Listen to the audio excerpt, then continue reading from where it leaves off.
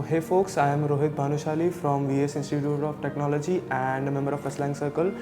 Today with us we have our esteemed guest Vijay Talreja sir, a founder, a leader, a visionary and trustee of our college. So let the man introduce himself. So Vijay sir, please. Thank you. As he introduced me, I've been part of VS for a long time. But just to sort of go back and tell you how it has spanned out for me. So I graduated from the engineering college, Wesit, and since then I've been coming back to VS and contributing in whatever ways that I can. I became a trustee about a few years back. Now I'm actually a managing trustee, so I'm on the board of VS. VS obviously owns multiple schools and institutions. So across KG to PhD, we cover almost 28,000 students across 3 campuses. So I'm very proud and privileged to be part of this honorary institution, and for me it's like a second home. Okay, so it's our pleasure also to have a great leader with us. So you are also a serial entrepreneur, we can say. So you have founded Adapti first and then Binox. So what has your motivation been? Sure. So I can call myself as a late stage entrepreneur because I worked for almost close to 2 decades before I got onto my entrepreneur journey. I was with Accenture for 12 years from 2001 to 13. I joined them as a senior developer and left them as a senior executive. But throughout my career, I've been always wanting to start something on my own. Of course, in those days, I don't think the word startup was as sexy as it is today. But clearly, I've been wanting to do that for a long time since I got into it. Obviously, because I think being an entrepreneur comes very natural to me. People say that it's in the genes. I'm also a Sindhi, so it pretty much comes very naturally in the blood. But yeah, it took a long time. It took me some time to really understand what I can get started with. So in 2013, when I left, I think 14, I met a batchmate of mine, a college mate of mine from Wesit. And we started a company called Adapti, which specialized in doing e-commerce solutions for retail companies from US, India and Middle East.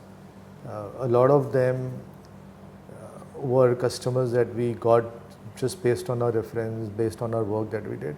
But I think what motivated us to be entrepreneurs and build a company was really the problem-solving attitude.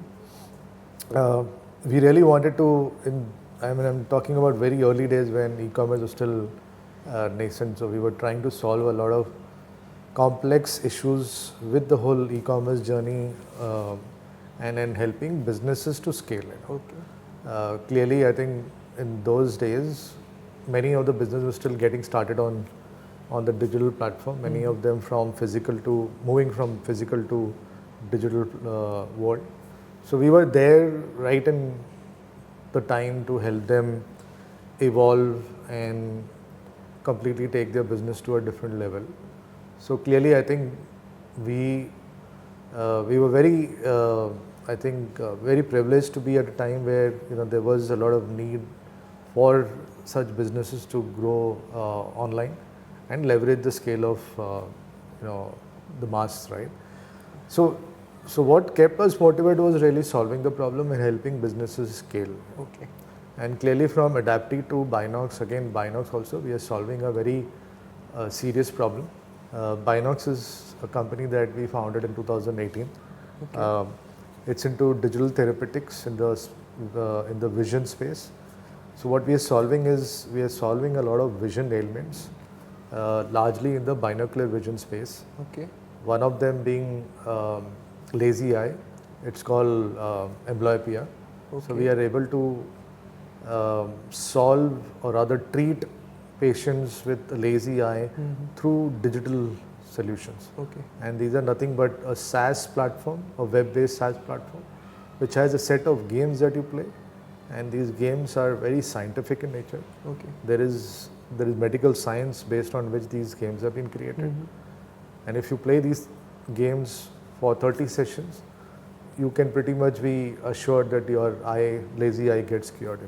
Great. So again, I think it's about really solving a problem.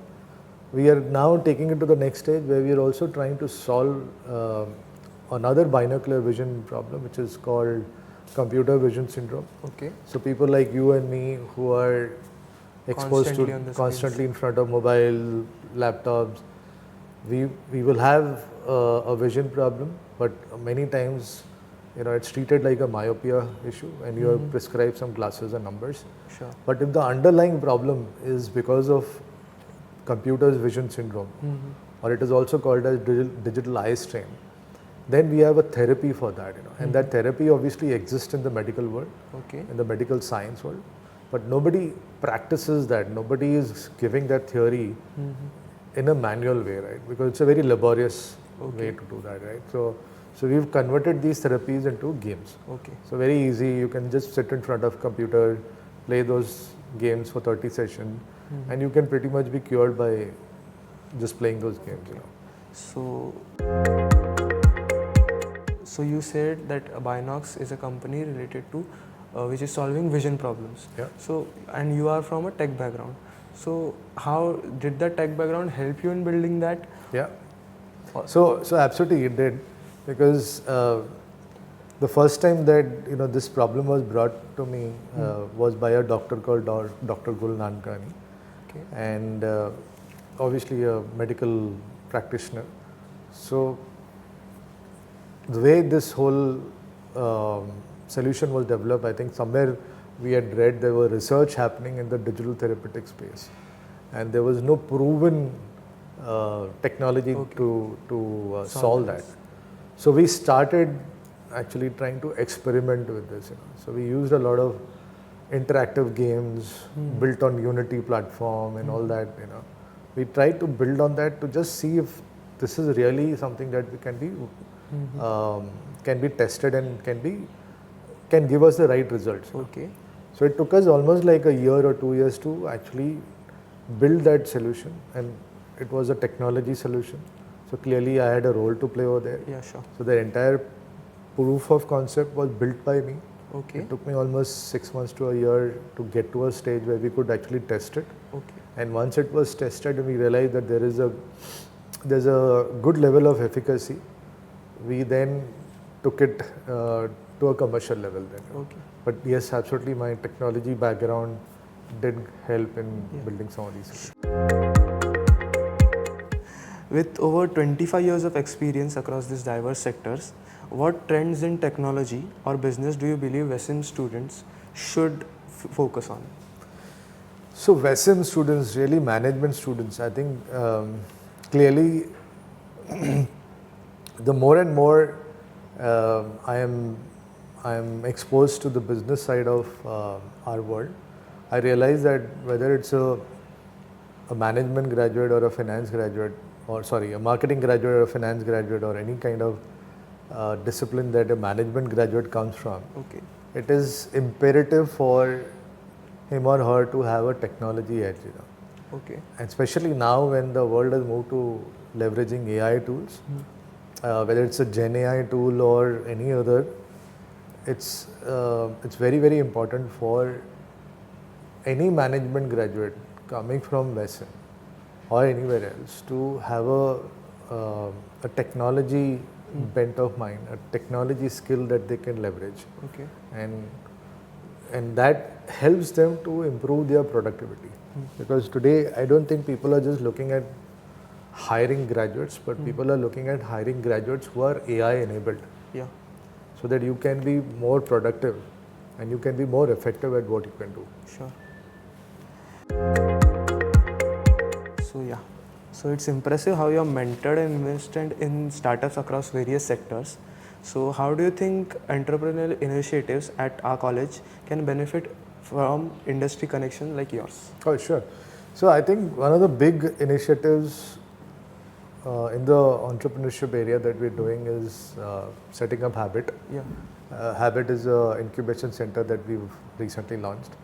And today when we launched our flagship event, Habishia, we all saw that there was a very impressive panel of entrepreneurs and venture capitalists and angel fund experts who came on. Clearly, this will be the team that we will have access to, and beyond that. Yeah. So this was just probably like a 1% or 2% of the access to mentorship that we can have, access to experience and expertise that we have, right? So in my view, I think one of the best things for in the entrepreneurship area to happen is this Habit Foundation that we are setting up. Clearly, I think all colleges, all institutions in VS should make sure that their e-cells are very tightly coupled with Habit, because e-cells are really the gateway for entrepreneurship from each college. Every college has a e-cell. If the e-cell is not working closely with the Habit Foundation, with the incubation center, then I don't think there is much use of it.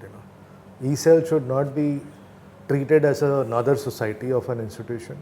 It should be a grooming ground of entrepreneurs. It should be a ground for ideation, where you can do a lot of hackathons and bring out ideas. And those ideas, once they are vetted out, and if there is a market to it, there is a potential to it, they should be incubated in Habit. That is how it should really work in tandem. Sure. So I guess that's a wrap for today.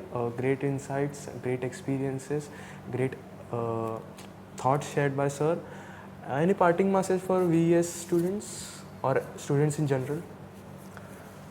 For VES students, yes, I would definitely like to say that today, where VES is and where our institutions are, I think we are absolutely one of the best here when it comes to the education system, the pedagogy, and the access to resources.